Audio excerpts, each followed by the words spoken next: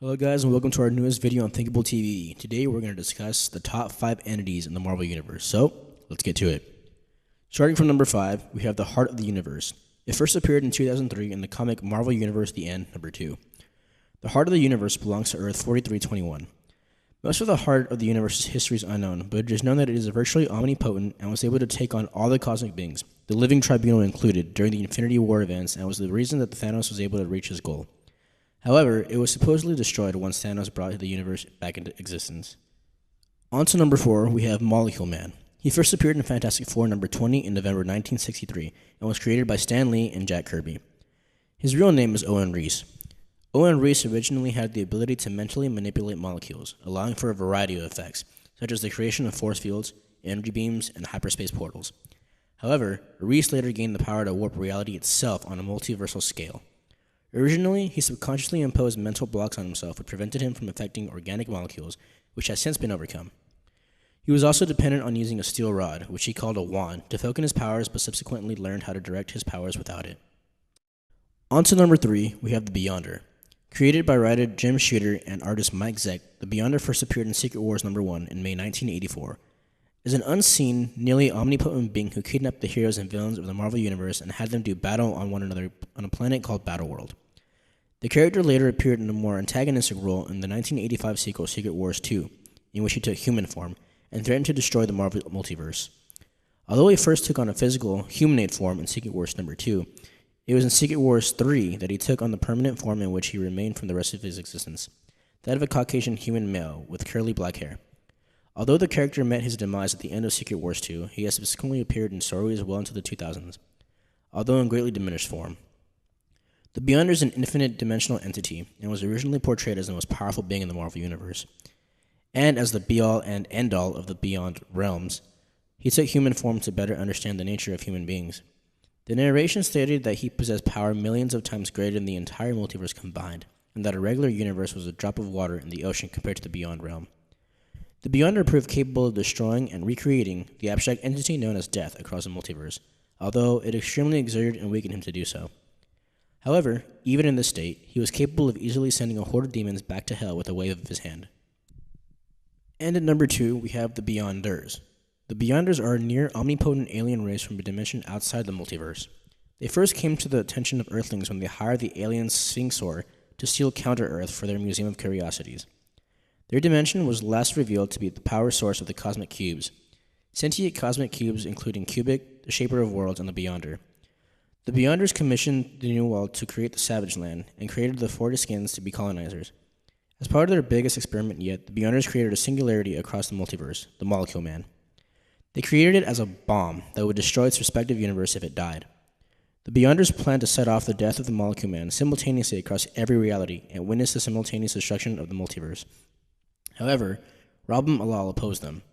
He caused the early death of the Molecule Man of a universe and then embarked on a journey of massacring Molecule Men.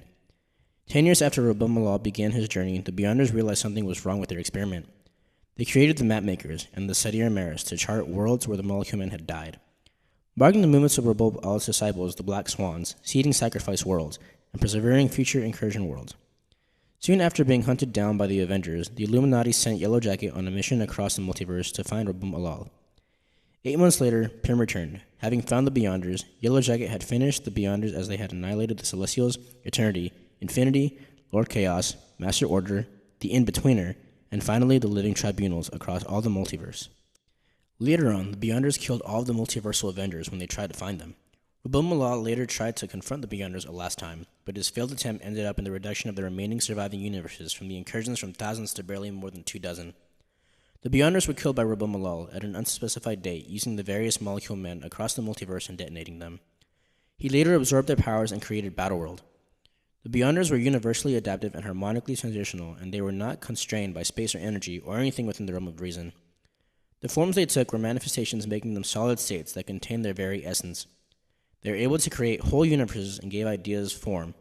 They can also shoot powerful energy blasts capable of destroying conceptual beings such as entity, transform and regenerate their body parts, and create cosmic cubes. 3 Beyonders have been shown to be powerful enough to kill the Living Tribunal itself, as well as destroy every other cosmic entity of every reality. One alone easily overpowered the combined might of Thor, Hyperion, and Starbrand, suffering no visible damage from their attacks until Starband's detonation, and was able to destroy the entire celestial host. Despite their enormous power, they are unable to manipulate time. Cosmic cubes were artifacts associated with them and drew their power from the Beyonders, allowing them to reshape reality. And the final cosmic entity to our list is the One Above All.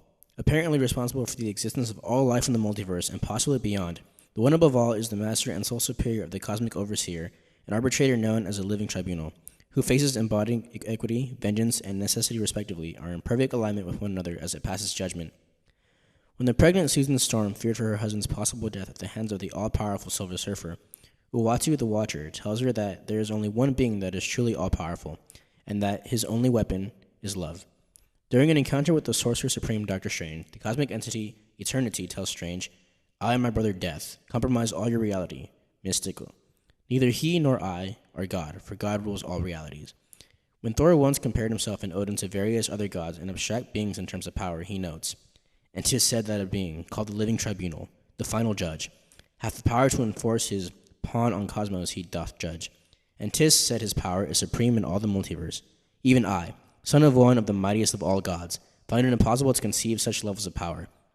And 'tis a humbling thought to consider how much greater the creator of all universes must be than that of all his creations combined." The Living Tribunal is said to be the representative of one whose might exceeds even eternity, and the omniscient infinity well within Death's realm describes the tribunal as the representative of the one who is above all. The tribunal later states, "It was Eternity who first brought this matter to my attention, and whom I ruled in favor of. Law set forth from above declare that only he may now reverse the decision. Master Order, whilst observing Adam Warlock alongside Lord Chaos, said, 'And may the supreme will smile on the Golden Warrior.' Warlock later recounts how he was called to judgment by the Living Tribunal, who he had described as the servant of the one who is even above all gods. The Cosmic Cubic, on a tour of reality displaying various higher powers to Cosmos upon meeting the Tribunal, tells her that while it is the most supreme power which can be comprehended, logic would indicate that the Tribunal itself is but another servant, but what if none dare imagine? In the aftermath of the events of the Infinity Gauntlet, the Living Tribunal easily endues all the destruction and enraged Adam Warlock rakes in his trail, claiming that I represent the forces that dwarf even your might. My authority comes from on high. When the protege claims to the Living Tribunal and other cosmic entities that he is the most powerful being that ever was, and that he will surpass them all and move up, the Tribunal counters, "Impossible! There is only one above the Living Tribunal." Later, after Protege declares himself the one above all in the attempt to seize ultimate power, the Tribunal absorbs Protege into himself, proclaiming, "Your actions and intentions are inexcusable. Make your peace. May the one above all forgive you." The one above all seemingly appears to the Fantastic Four in heaven at the time of the Thing's death, praising them for their persistence in exploring the universe and promising extraordinary new wonders to be discovered in the years ahead, and eventually restores the Thing back to life.